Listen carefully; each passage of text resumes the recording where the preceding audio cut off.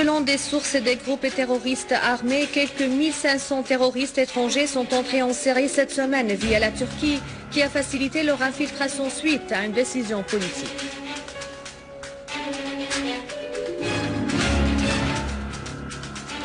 Manifestations dans plusieurs villes américaines contre l'appui américain aux terroristes en Syrie.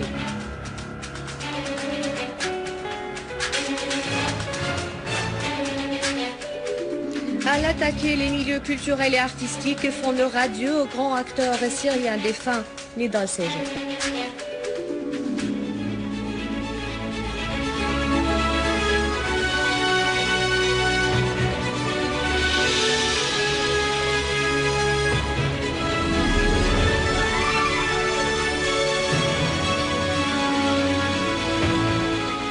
Bonsoir. Dans la banlieue de Damas, des unités de l'armée arabe syrienne ont tendu une embuscade au sud de la ville d'Al-Gmer à un groupe terroriste armé qui s'était infiltré depuis les frontières jordaniennes, liquidant 3 terroristes et saisissant un véhicule et les armes qui étaient à bord.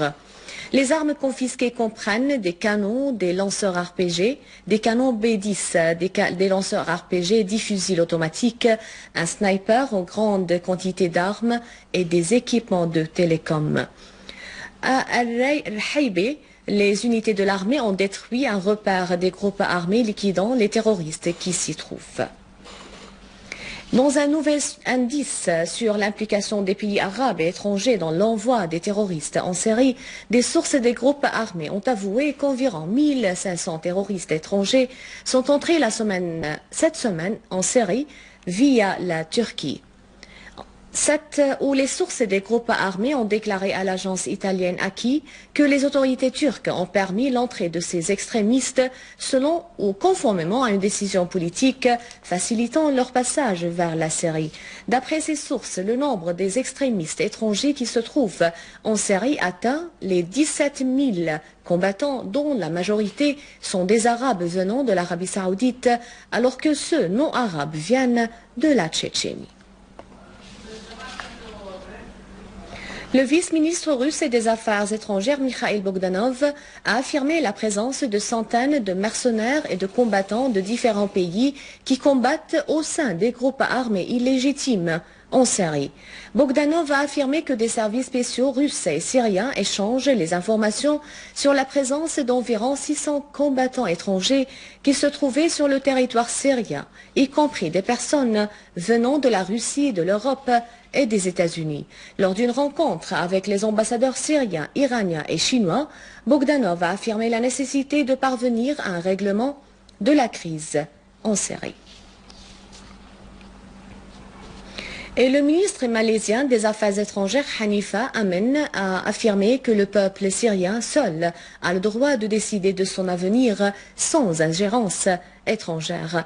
Amen a ajouté que toute ingérence étrangère dans les affaires intérieures de la Syrie rendra la situation plus compliquée, soulignant le soutien de son pays à l'initiative russo-américaine, appelant à la tenue d'une conférence internationale sur la Syrie afin de régler la crise via le dialogue entre les Syriens.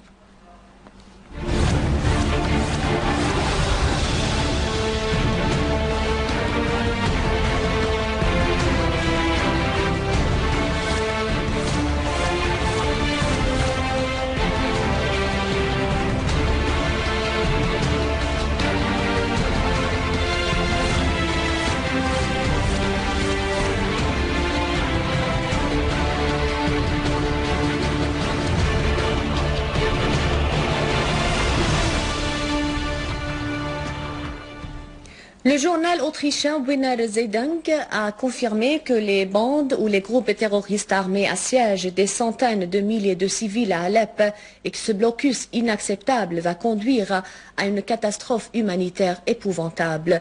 Le quotidien autrichien a fait remarquer que les groupes armés empêchent l'arrivée de la nourriture, de l'eau et des médicaments aux civils, comme ils se servent des habitants de la ville en tant que bouclier humain et les mettent en résidence forcée. Le journal explique que L'opposition armée et les groupes extrémistes sont prêts à utiliser les moyens les plus abjects et les armes prohibées, y compris les armes chimiques, pour arriver à leur fin.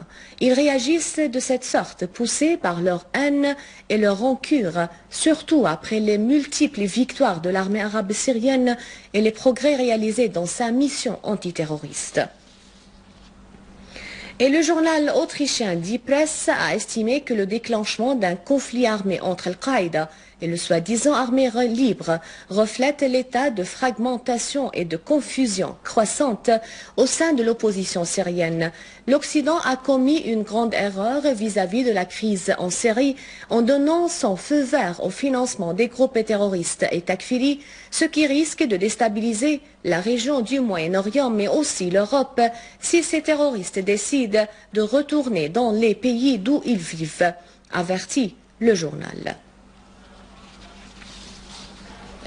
Des milliers de Syriens et d'Arabes ont organisé des sit-ins dans certaines villes américaines pour protester contre l'armement et le financement des terroristes en Syrie par les États-Unis. Levez vos mains de la Syrie, scandaient les protestateurs rassemblés à Times Square à New York à l'invitation du Forum syro-américain et de plusieurs organisations américaines hostiles à la guerre pour dénoncer l'ingérence américano-occidentale dans les affaires syriennes internes.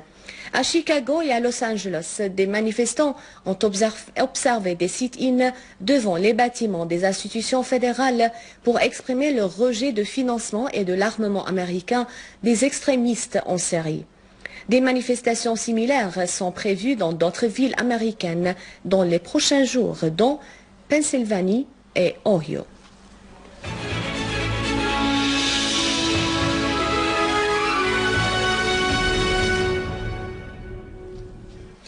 La Syrie tout entière et la ville de Latakia en particulier a fait ses derniers adieux au grand comédien syrien Nidal Sejali en présence d'un grand nombre de ses admirateurs et d'artistes et d'intellectuels venus de toute la Syrie.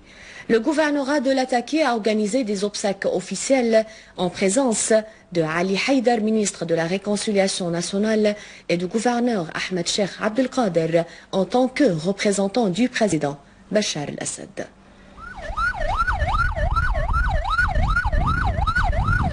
Nidal Sejali est l'un des plus importants représentants de l'art dramatique en Syrie. Certains de ses fans l'appellent Chaplin l'arabe et d'autres aiment le surnommer Assad au nom d'un personnage qui lui a acquis une très forte popularité. Né en 1965, Sejali a 2 enfants. Il a été promu de l'Institut supérieur des études théâtrales en 1991 et est devenu depuis membre du syndicat des artistes. Il a lutté contre un cancer des cordes vocales et joué un rôle muet qui lui a valu l'admiration de son public il y a 2 ans dans un feuilleton télévisé. Sejali a participé à de nombreuses pièces de théâtre en tant que comédien ou en tant que metteur en scène, dont Saladin, Selena, Zir Salem Safarberlek et beaucoup d'autres. La célébrité de ce grand artiste a dépassé les limites de la Syrie pour se répandre à travers le monde arabe. Grâce à son amour de la Syrie, de son public et de ses collègues, Sejali est devenu symbole d'artiste fidèle à son public et à sa patrie.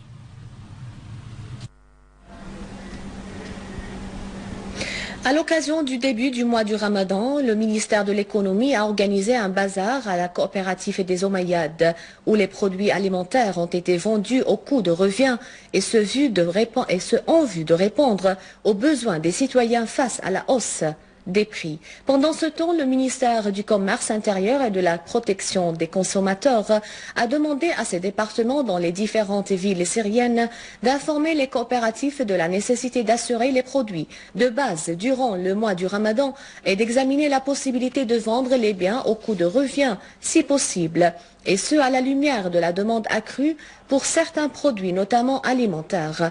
Le ministère a affirmé l'importance de l'intervention positive de l'État pour garder les prix et les marchés sous contrôle et empêcher une forte hausse des prix, surtout durant le mois sacré du Ramadan.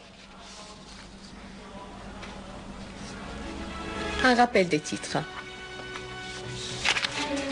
Selon des sources et des groupes terroristes armés, quelques 1500 terroristes étrangers sont entrés en Syrie cette semaine via la Turquie qui a facilité leur infiltration suite à une décision politique.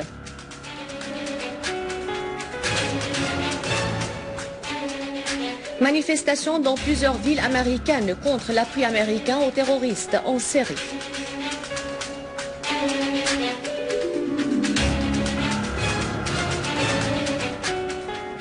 À l'attaquer, les milieux culturels et artistiques font leur adieu au grand acteur syrien défunt, Nidal Sejet. Je vous rappelle que vous pouvez consulter le site internet syriaonline.sy pour revoir ce journal et davantage d'informations. Merci de votre fidélité. Au revoir.